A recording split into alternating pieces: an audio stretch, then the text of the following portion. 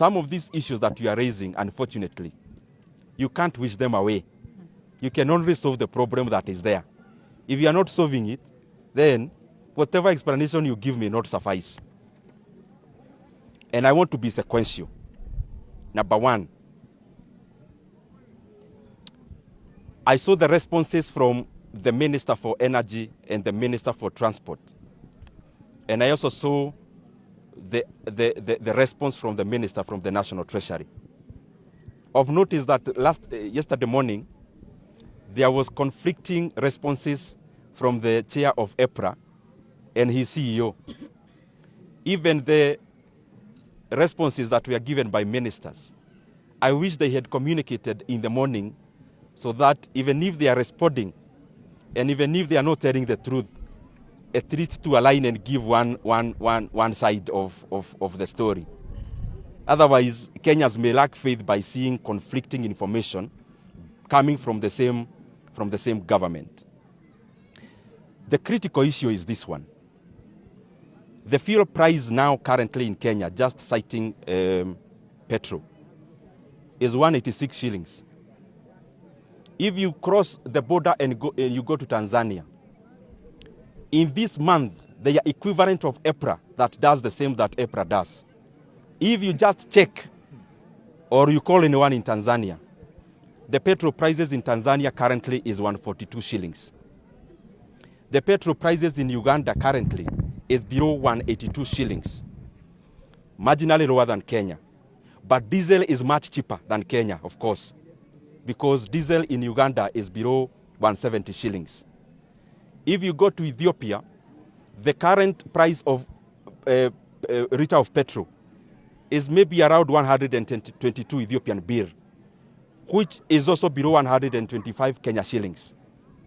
If you go to a place like Rwanda, Rwanda prices are also below 170 per liter of petrol. So the basic issue here is that the fuel prices in Kenya have been high, not because of global issues, but because of exorbitant levies and taxes. And of note is that the government actually introduced a levy of 7 shillings last year. And that is why, even when global oil prices went down, Kenya never noted, because that is the period when the government then inserted the 7 shillings as part of the fuel levy. I also, because I read some of the responses, because I was really looking forward to getting the truth. It is good that the Minister for Energy and the Minister for Transport restricted their responses to the issue at hand. But it was very disappointing to see the Minister for the National Treasury trying diversionary tactics. I want to remind my brother that he is no longer the chatterbox he used to be. Now he holds a position with responsibility.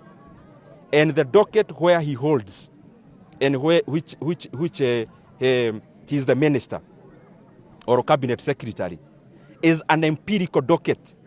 It is not a theoretical docket. His responses always need to be quantitative.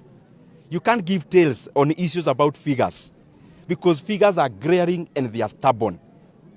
Now, the question or the answer that we need from them, one, it is there in the response of the minister or the cabinet secretary for energy that there was actually an introduction of 7 shillings last year.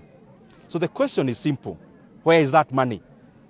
Now, in their responses, they tried to justify that this money that was borrowed, that was introduced, was actually used as collateral to take debt, to take a loan from our local banks. Now, that loan is to be paid by Kenyans for the next 7 years. For the next 7 years. The question we are asking are simple.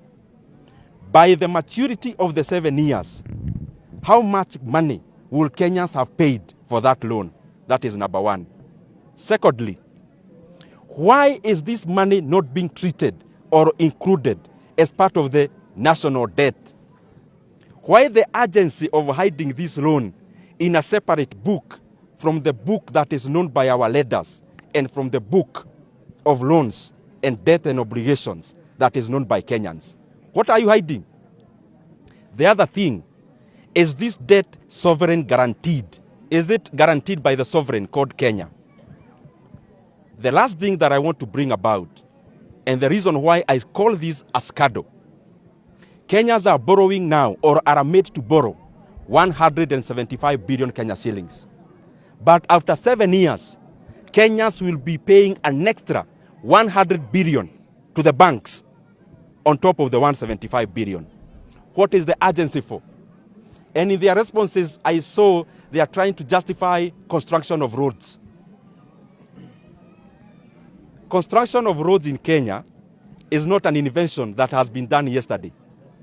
All the regimes have been building tarmac roads. And no Kenyan has a problem when it comes to development, and especially the building of tarmac roads. The problem is that there has never been any other time that Kenyans are borrowing illegally and coming to Kenyans to explain using construction of roads. We have always had roads, but we have never been in an abyss where we are borrowing illegally for the same purpose. And I want to request, when we hear these issues, we are hearing them because all of us as Kenyans are stakeholders. If Kenyans ikienda pahali baya, inaharibu sisi wote. Na ya mwisho, these banks that are a part and parcel of this scandal, I want to ask them, when you are lending this money, 175 billion Kenya shillings, what is coming there as your collateral? In case there is a government policy that abolishes the 7 shillings. Because the 7 shillings is not added through a referendum. It is only through a gazette notice from the minister. If there is a new minister tomorrow and they do the reverse, so what will the banks be holding? So what we need to do, and what I beseech all of us, and especially those with the responsibility in leadership positions, let us not continue to defend the indispensable. It is glaring. And if it's not glaring, recognize this debt the way it ought to be recognized. Because no one will accuse you of borrowing illegally. I saw another response talking about a special purpose vehicle. And a lot of kizungu mingi.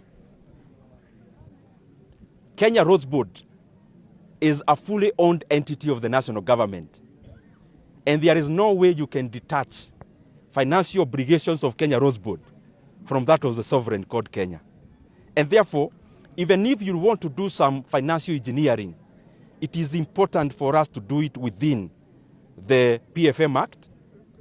And it is also important for us as we make decisions not to overburden Kenyans just for us to get the political utility today. The 175 billion Kenya shillings, the cost is an extra 100 billion. We need to ask ourselves as Kenyans, is it worth it? Kwani kuna siku wa Kenya hawatahitaji barabara? Then hii bilioni ya nini? 2027 wa Kenya watahitaji barabara. 2028 wa Kenya watahitaji barabara. So hii mambo ya kukibiza wa Kenya na kuongeza deni zaidi ya deni, na hiyo deni kuwekwa kado ya madeni, I think that is what is basically suboptimal when it comes to prudent management of public resources.